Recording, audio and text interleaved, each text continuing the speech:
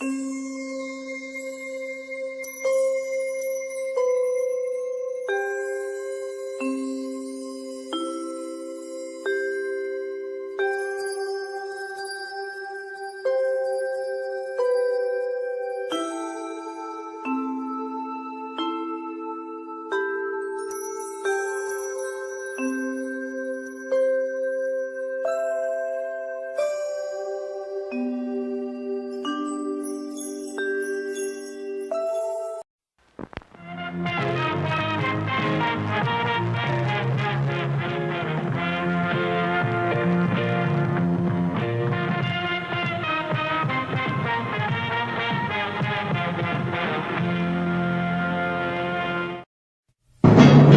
Jeff Meacham Network's Multiverse of Media. For over 15 years, the recognized symbol of excellence and the standard bearer in coverage of sports and entertainment.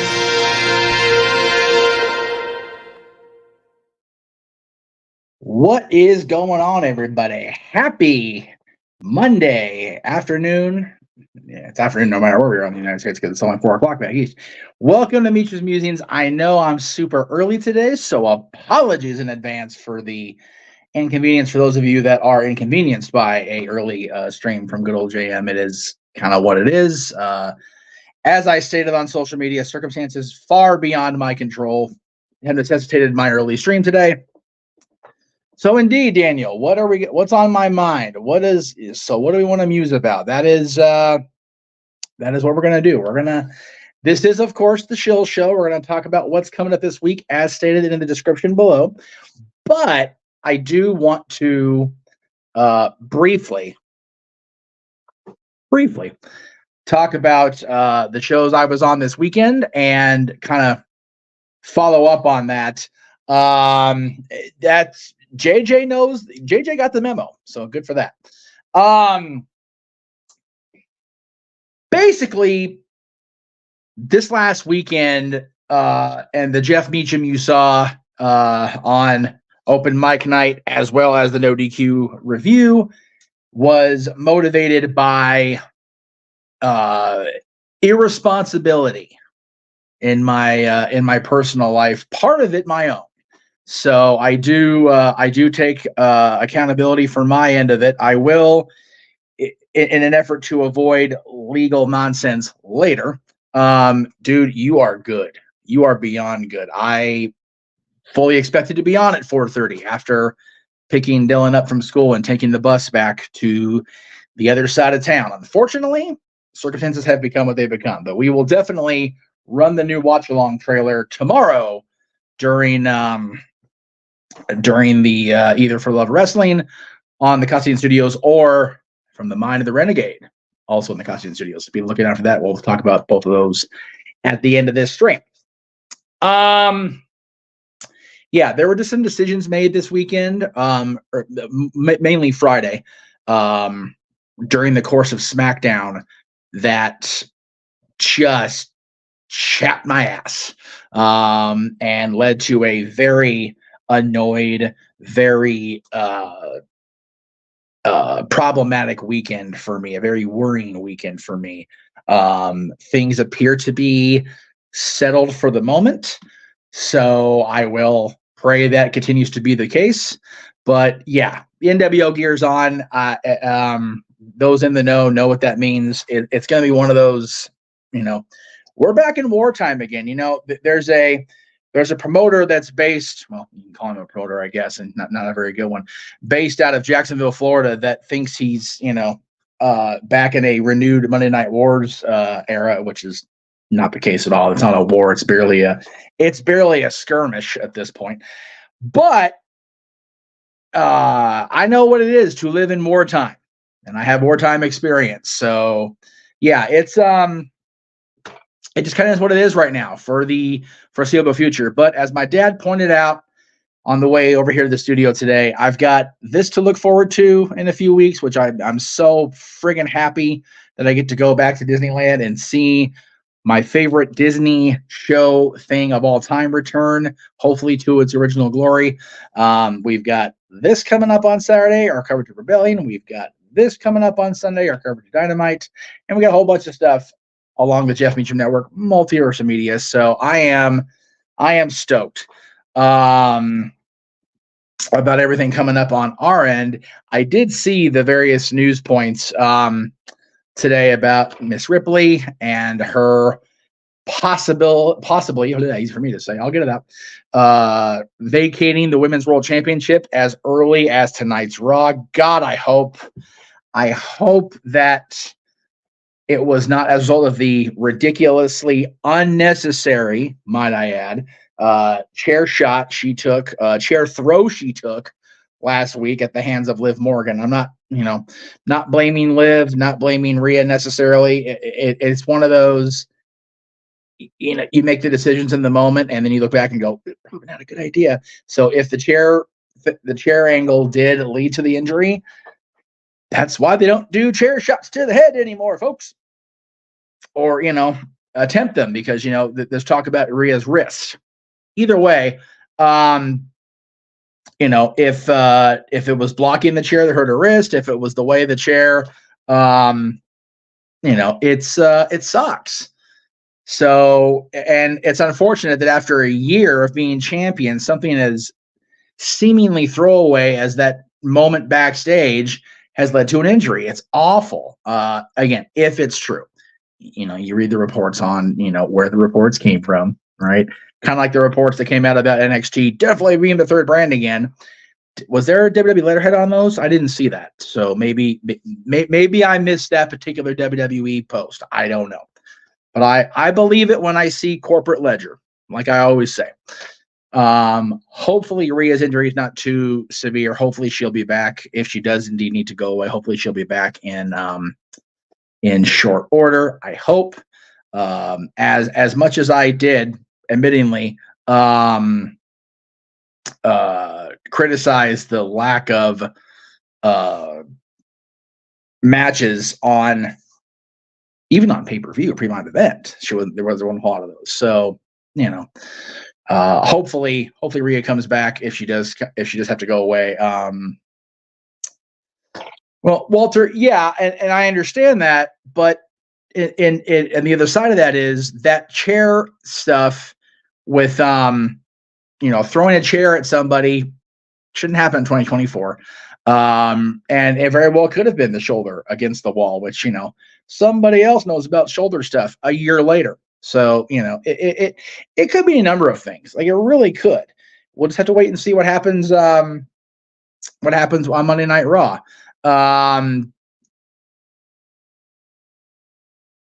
This is a hot take from JJ. I'm not gonna necessarily disagree with some of the points here. It's Liv is very popular. I know Liv's not popular in your house. So it's that shouldn't be happening, period. That shouldn't have been allowed to happen. There's a reason chairs being used like they were last week in that backstage segment are not permitted. If it was indeed that what do you call it? My brain is just not happening. If it was the chair that caused the injury, if it was the shoulder to the wall that caused the injury, if it's a shoulder thing, then yeah, it's definitely a Liv and Rhea thing. If it's a chair thing, that's accountability above Liv. And I'm not blaming Liv for that, but I also management should be like, let's not do that. Let's not do that. So again, we will just have to wait and see what happens there. Like I said, I hope these reports are found to be unfounded. I guess found to be unfounded is a very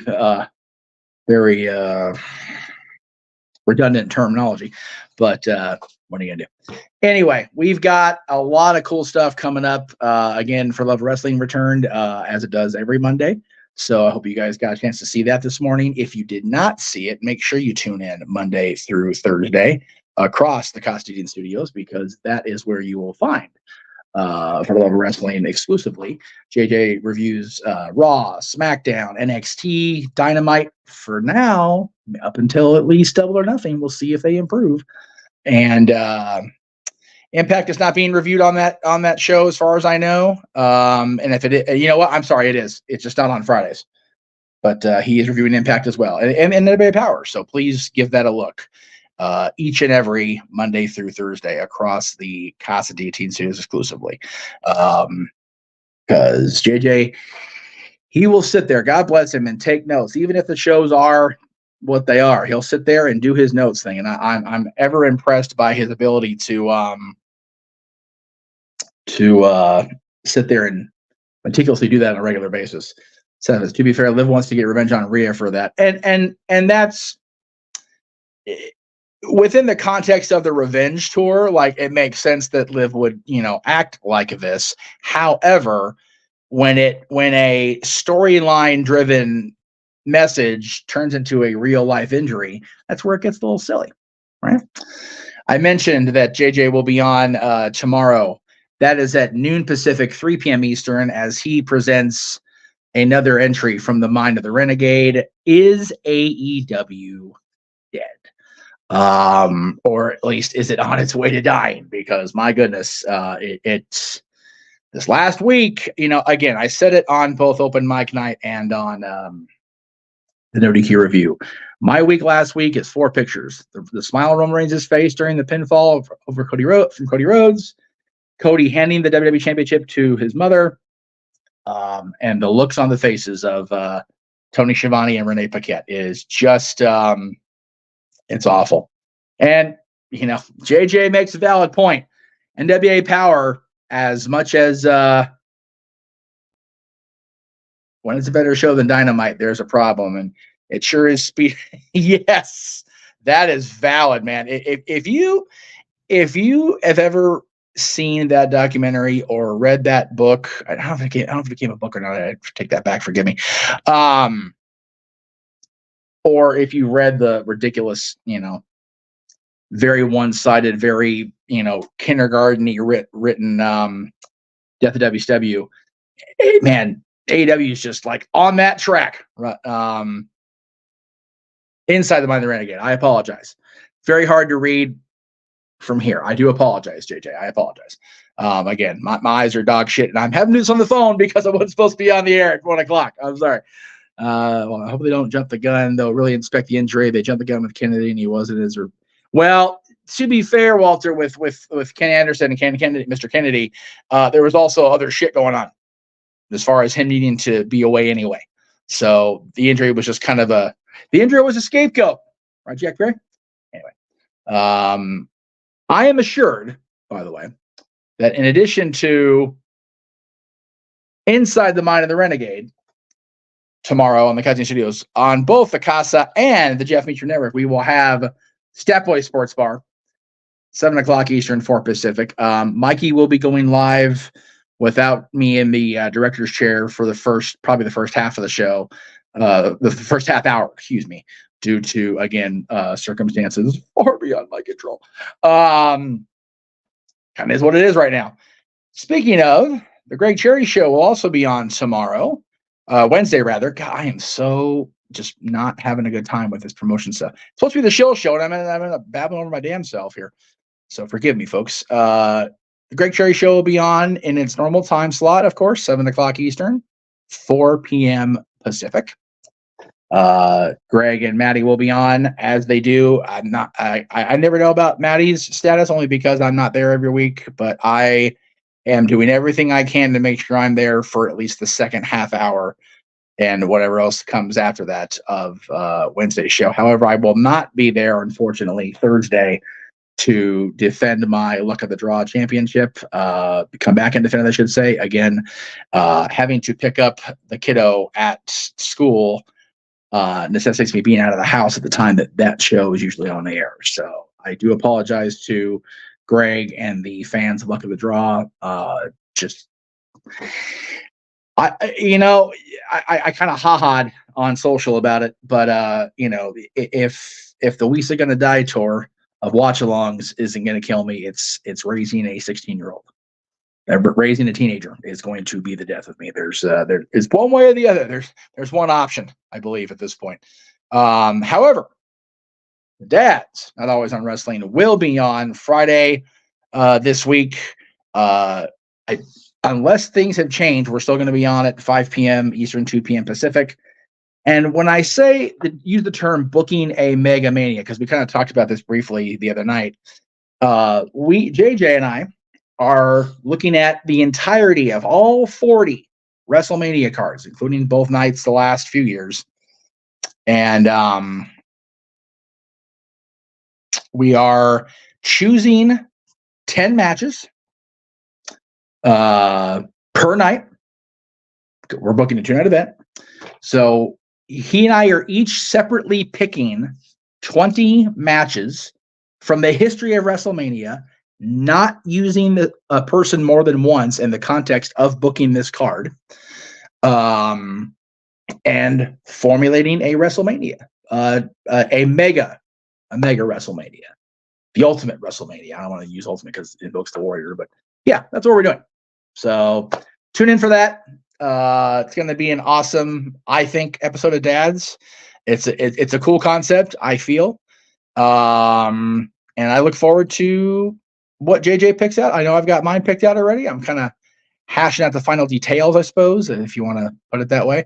But I'm confident that my selections are going to be well received by the audience and hopefully by JJ, because I do, as ever, value his input. I'm trying to find a graphic, so forgive me if I sound like I'm distracted. It's because I am. Fudge, where the hell did it go? Give me a second, guys. I do apologize. It's in here somewhere. We are live. And I know people that watch my show just to criticize are going to pick out this moment because I'm live and I'm fucking up. Da, da, da, da, da, da, da. We shall locate what I am looking for in a moment. Can we select it? Thank you very much. There we go. Cool. So then Saturday, of course, we get into our watch-along special, as you see here in the lower third of the screen. Saturday, we will be on with our coverage of TNA's Rebellion, live from Las Vegas. Unfortunately, the dads will not be able to be there, again, due to other familial commitments and monetary limitations. But our buddy Dattila will be on site at the Palms Saturday, 7 o'clock Eastern, 4 Pacific for our coverage. And then, of course, the next day will be AEW Dynasty. Again, our coverage, 7 o'clock Eastern, 4 Pacific. In between, of course, our Saturday brand of shenanigans each and every Saturday as it airs. Open mic night at 11 p.m. Eastern, 8 Pacific. If Rebellion runs long, of course, we will be live after Rebellion. Just depends on how late it goes. Oh, see Mickey pop up now. Must have moved my phone a little too much, but always looking over my shoulder is Mickey the Mouse.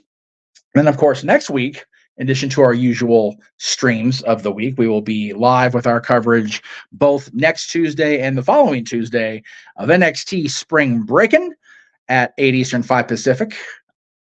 That'll be probably running concurrently with Stepway Sports Bar for the Tuesdays.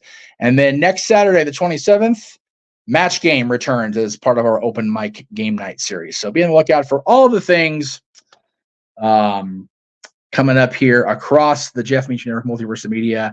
I had a graphic drawn up that illustrates all of our watch-alongs that are booked now, but it felt like a visual assault. It was very busy. But thanks to both New Japan announcing Resurgence as a pay-per-view, as well as Capital Collision, I believe it's what it's called. It's Capital something. And then AEW announcing the entirety of their pay-per-views throughout the rest of the year. We are now looking at 20 booked dates confirmed of watch-alongs across the Multiverse of Media, not counting the yet-to-be-announced date for Survivor Series, which is always a thing. TNA Slammiversary, TNA pay-per-views, throughout the rest of the year, pretty much, they're locked in as far as what month they occur and which shows they are. But also WWE's different shows beyond SummerSlam, between Berlin, the Battle of Berlin, and the end of the year. So all kinds of cool stuff coming up. I do appreciate everybody being along for the ride. I recorded a thing this morning that I was going to put on my Instagram stories, but the editing was just dog shit. So thank you again to everybody that tuned in the last 2 weeks, first 2 weeks of April. It's been a roller coaster, to say the very least, of passion and emotion and just all the things that go along with being a content creator, going along with being a parent, going along with being a wrestling fan, going along with being a sports fan. I'm actually, once we head out of here, we're going to go get the kiddo from school at the bottom of the 2:00 hour and drop him off at home, and then head off to the Kings game tonight. The Kings are their second to last regular season game. They're playing Minnesota, I believe, tonight. So shout out to our buddy Dory Lou over at the sports bar. Minnesota Wild in town for the Monday night game, and of course Thursday night they're playing Chicago Blackhawks, last regular season game of the year, and then we move to playoff mode because the Kings have clinched. So we are at least having some first round hockey here in Los Angeles. So it'll be awesome. But that's all to come. Tonight, of course, you can check out NerdDQ.com's recap of Monday Night Raw. You can check out Tatilla's recap Monday Night Raw over on Rangers of Wrestling. It's wrestling time. And of course, tomorrow, for Love of Wrestling, JJ will have his recap of Raw, as well as Inside the Mind of the Renegade and his thoughts on the impending doom that will befell AEW. And of course, as I said, so looking forward to this on May 24th. I mean, I know my love of the mouse is silly. It's ridiculous.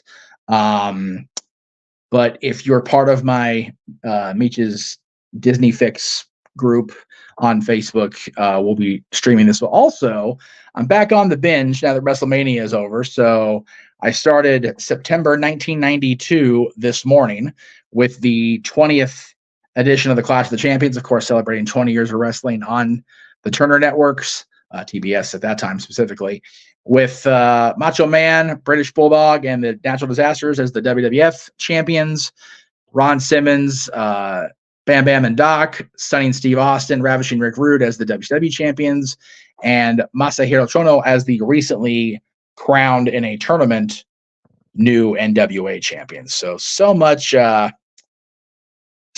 fun stuff, between what I'm watching, between what I'm doing. So I try very hard to push forward and look ahead to the good stuff. We've got Phantasmic at the end of May. We've got Rebellion this Saturday. We've got Dynasty this Sunday. All the things coming up. But we can't do it until we sign off and say goodnight. So thank you all very, very much for tuning in. I know it's a little brief, but I prefer it that way sometimes. We will see you across the multiverse tonight and tomorrow for our coverage of Raw and our recaps of Raw, I should say, and all week across the multiverse. Have a good rest of your Monday, folks. Get those taxes done. Get your shit in. The Jeff Meacham Network's Multiverse of Media. For over 15 years, the recognized symbol of excellence and the standard bearer in coverage of sports and entertainment.